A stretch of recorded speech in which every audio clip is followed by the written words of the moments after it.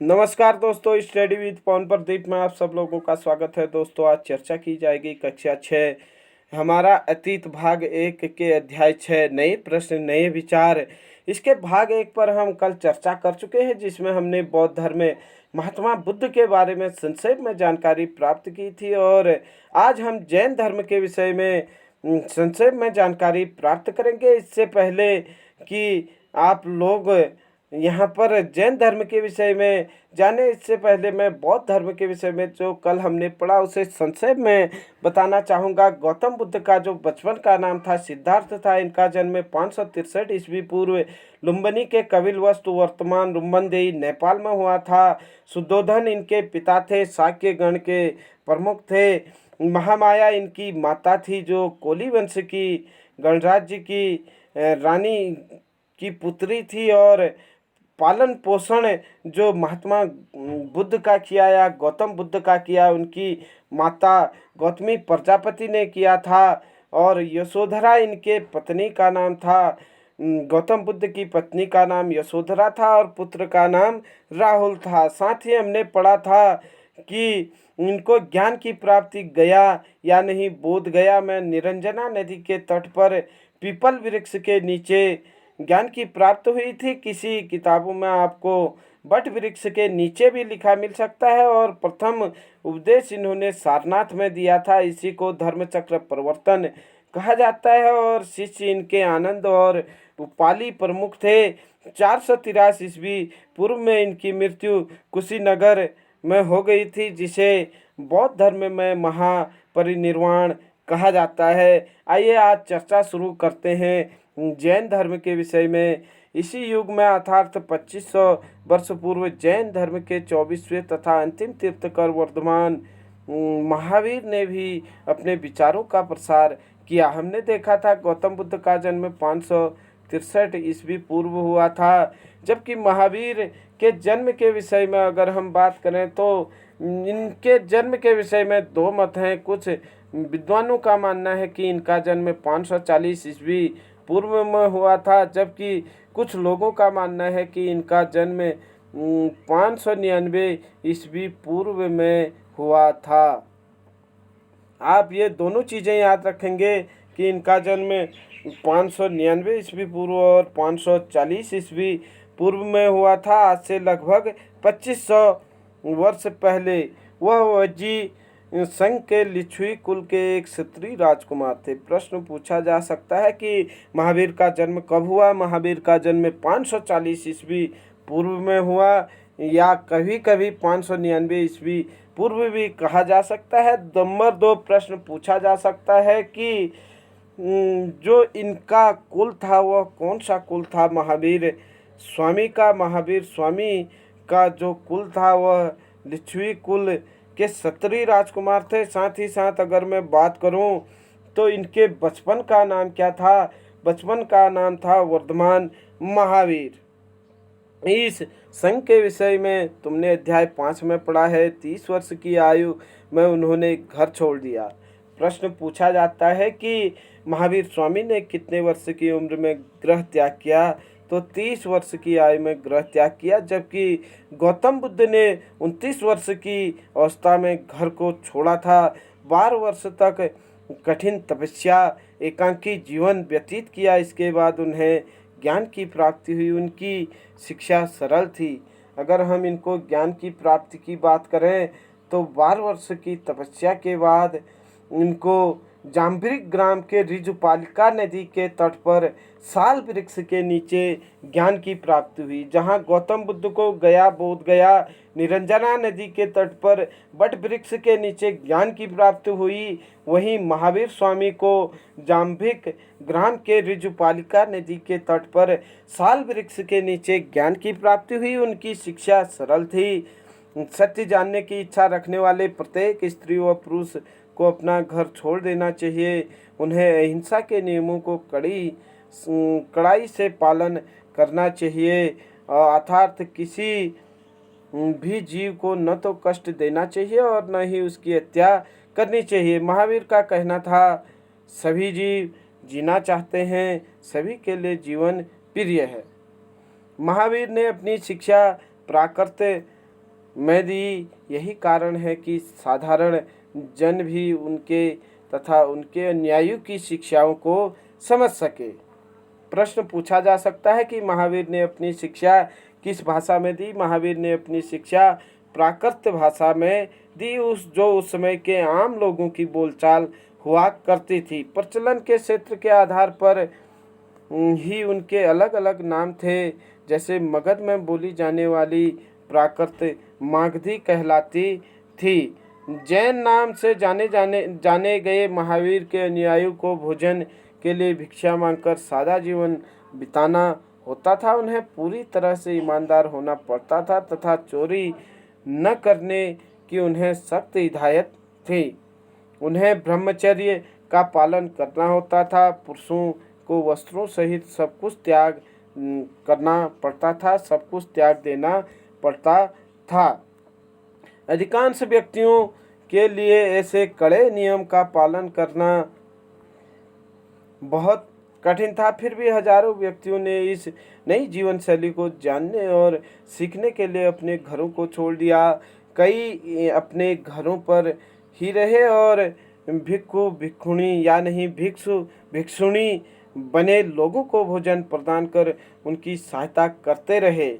मुख्यतः व्यापारियों ने जैन धर्म का समर्थन किया। किसानों के लिए इन नियमों का पालन करना अत्यंत कठिन था, क्योंकि फसल की रक्षा के लिए उन्हें कीड़े मकोड़े को मारना पड़ता था। बाद की सदियों में जैन धर्म उत्तर भारत के कई हिस्सों के साथ साथ गुजरात, तमिलनाडु, कर्नाटक में भी फैल गया। महावीर तथा उनके अनुयायियों की शिक्षाएं कई शताब्दी तक मौखिक रूप में ही रही। वर्तमान रूप में उपलब्ध जैन धर्म की शिक्षाएं लगभग 1500 वर्ष पूर्व गुजरात के वल्लभी नामक स्थान पर लिखी गई थी। प्रश्न पूछा जा सकता है, वर्तमान में जो जैन धर्म की शिक्षाएं दी जाती है या पुस्तकें हैं, वह अंतिम रूप से कहाँ संकलित हुई? आप कह सकते हैं गुजरात के वल्लभी में जैन धर्म की पुस्तकें अंतिम रूप से क्या हुई? संकलित हुई। यहाँ पर एक दो शब्द हैं। जैन शब्द जिन शब्द से निकला है, जिसका अर्थ है विजेता। मतलब जैन का अर्थ है विजेता, जो जिन शब्द से निकला है। प्रश्न पूछा जा सकता है जैन शब्द किससे निकला है? जैन शब्द जिन से निकला है। या फिर जैन शब्द का अर्थ क्या होता है? जैन शब्द का अर्थ विजेता होता है। महावीर के लिए जिन शब्द का प्रयोग क्यों हुआ? आप देखेंगे आगे प्रश्न उत्तर हम एक साथ पूरे एक ही वीडियो में प्रश्न उत्तरों पर चर्चा करते हैं। संघ के विषय में जानेंगे। महावीर तथा बुद्ध दोनों का ही मानना था कि घर का त्याग करने पर ही सच्चे ज्ञान की प्राप्ति हो सकती है। ऐसे लोगों के लिए उन्होंने संघ नामक संगठन बनाया, जहां घर का त्याग करने वाले लोग एक साथ रह सके। संघ में रहने वाले बौद्ध भिक्षुओं के लिए बनाए गए नियम विनय पिटक नामक ग्रंथ में मिलते हैं। प्रश्न पूछा जाता है कि संघ में रहने वाले बौद्ध भिक्षुओं के लिए नियम कहाँ पर मिलते हैं? विनय पिटक में। या विनय पिटक में किसका उल्लेख है? विनय पिटक में बौद्ध भिक्षुओं के लिए बनाए गए नियम का पता चलता है। विनय पिटक से हमें पता चलता है कि संघ में पुरुषों और स्त्रियों के रहने के लिए अलग अलग व्यवस्था थी। सभी व्यक्ति संघ में प्रवेश ले सकते थे। हालांकि संघ में प्रवेश के लिए बच्चों को अपने माता पिता से, दासों को अपने स्वामी से, राजा के यहाँ काम करने वाले लोगों को राजा से तथा कर्जदार को अपने देनदारों से अनुमति लेनी होती थी। अनुमति लेनी होती थी। एक स्त्री को इसके लिए अपने पति से अनुमति लेनी होती थी। संघ में प्रवेश लेने वाले स्त्री पुरुष बहुत सादा जीवन व्यतीत करते थे। वह अपना अधिकांश समय ध्यान करने में बिताते थे और दिन के एक निश्चित समय में वे शहरों तथा गांवों में जाकर भिक्षा मांगते थे। यही कारण है कि उन्हें भिक्षु या भिक्षुणी या नहीं साधु या भिखारी के लिए प्राकृत शब्द कहा गया है। वे आम लोगों को शिक्षा देते थे, साथ ही एक दूसरे की सहायता भी करते थे। किसी तरह के आपसी लड़ाई या निपटारा करने में वे प्रायः बैठक भी किया करते थे। मतलब कभी वाद विवाद हुआ करता था तो अपनी एक बैठक बुला करके उसका निपटारा कर लेते थे। संघ में प्रवेश लेने वाले ब्राह्मण, क्षत्रिय, व्यापारी, मजदूर, नाई, गणिकाएँ, दास शामिल थे। इसमें कई लोगों ने बुद्ध की शिक्षाओं के विषय में लिखा तथा कुछ लोगों ने संघ में अपने जीवन के विषय में सुंदर कविताओं की रचना की। प्रश्न यहाँ पर दिया गया है कि पिछले अध्याय में वर्णित संघ और इस अध्याय में वर्णित संघ के दो विभिन्नताएं बताइए। ये प्रश्न उत्तर जब हम इसके बात करेंगे उसमें निश्चित तौर पर इनमें चर्चा करेंगे। यहाँ पर आप देख सकते हैं कि पहाड़ी को काटकर बनाई गई एक गुफा, यह कार्ले वर्तमान महाराष्ट्र में स्थित है। भिक्षु भिक्षुणी के रहने एवं ध्यान लगाने का स्थल था। इस प्रकार से इन्होंने अपने रहने के लिए गुफाओं का भी निर्माण किया था। इन्होंने या जो उस समय के शासक थे उन्होंने किस प्रकार से आप देख सकते हैं इनके रहने के लिए गुफाएं बनवाई थी। ये गुफा महाराष्ट्र के कार्ले का है जो वर्तमान में महाराष्ट्र में स्थित है। आगे हम चर्चा करेंगे बिहार। जैन तथा बौद्ध भिक्षु पूरे साल एक स्थान से दूसरे स्थान घूमते व उपदेश दिया करते थे। केवल वर्षा ऋतु में जब यात्रा करना कठिन हो जाता था वे एक स्थान में निवास करते थे। ऐसे समय में अपने अनुयायी द्वारा उद्यानों में बनाए गए अस्थायी निवासों में अथवा पहाड़ी क्षेत्रों की प्राकृतिक गुफाओं में रहते थे। जैसे जैसे समय बीतता गया भिक्षु भिक्षुणियों ने स्वयं तथा उसके समर्थकों ने अधिक से अधिक स्थायी शरण स्थलों की आवश्यकता का अनुभव किया। तब कई शरण स्थल बनाए गए जिन्हें बिहार कहा गया। मतलब जो बौद्ध एवं जैन अनुयायियों के रहने के स्थल थे उन्हें बिहार कहा गया। प्रश्न पूछा जा सकता है कि बौद्ध भिक्षु या जैन भिक्षु कहाँ निवास करते थे। बौद्ध भिक्षु या जैन भिक्षु बिहारों में निवास करते थे। आरंभिक बिहार लकड़ी के बनाए गए तथा बाद में इसके निर्माण में ईंटों का प्रयोग होने लगा। पश्चिमी भारत में विशेषकर कुछ बिहार पहाड़ियों को खोदकर बनाए गए।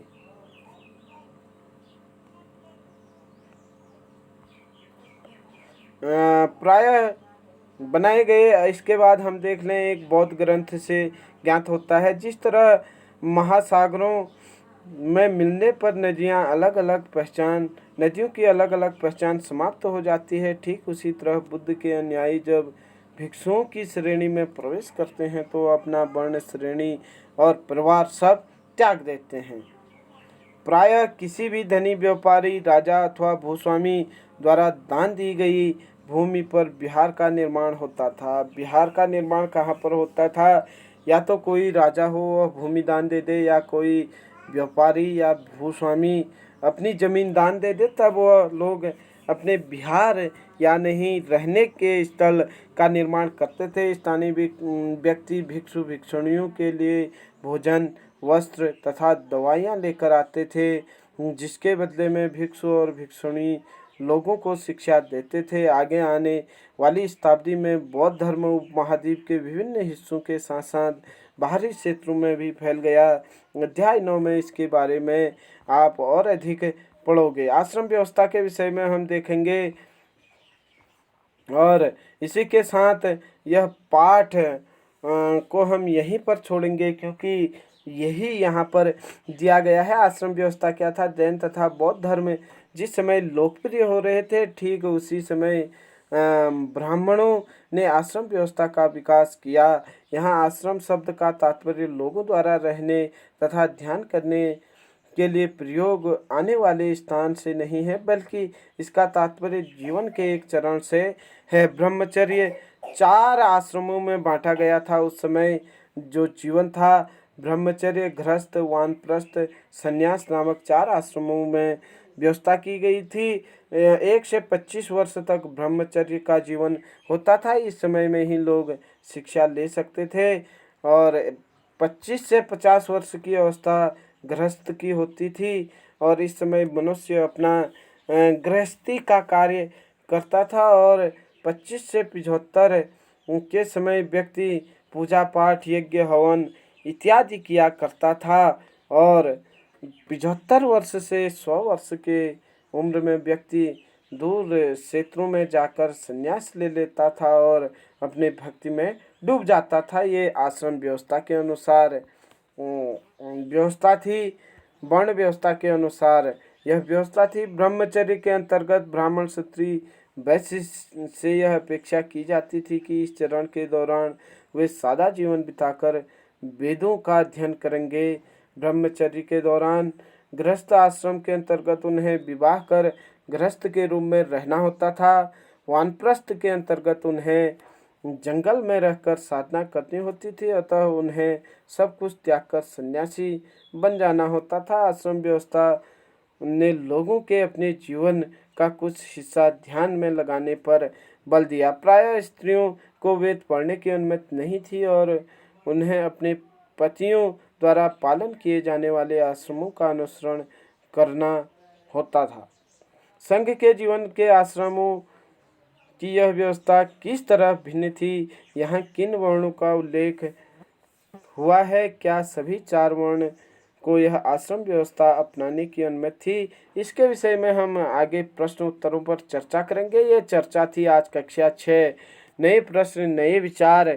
कक्षा 6 का एक महत्वपूर्ण पाठ है जो अध्याय नंबर 6 है हमारा अतीत का, उस पर हमने चर्चा की। आशा करता हूँ कि ये चर्चा आप लोगों की समझ में आई होगी। इसको 1 मिनट में हम समझने का प्रयास करेंगे कि महावीर स्वामी जैन धर्म के 24वें तीर्थकर थे, वास्तविक संस्थापक थे। जैन धर्म के अंतिम तीर्थकर पूछे तो महावीर स्वामी वास्तविक संस्थापक कहें तो तब भी महावीर स्वामी। इनका जन्म 540 ईस्वी पूर्व में, कहीं पर 599 ईस्वी पूर्व भी दिया जा सकता है। इनके बचपन का नाम सिद्धार्थ, माता का नाम इनके बचपन का नाम तो महावीर था और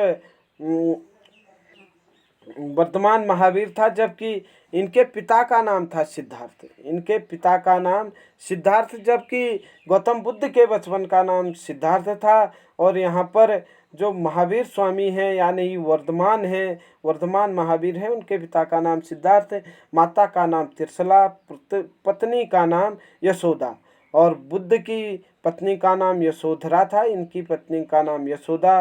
पुत्री महावीर की प्रिय दर्शना थी और साथ ही साथ ज्ञान की प्राप्ति इनको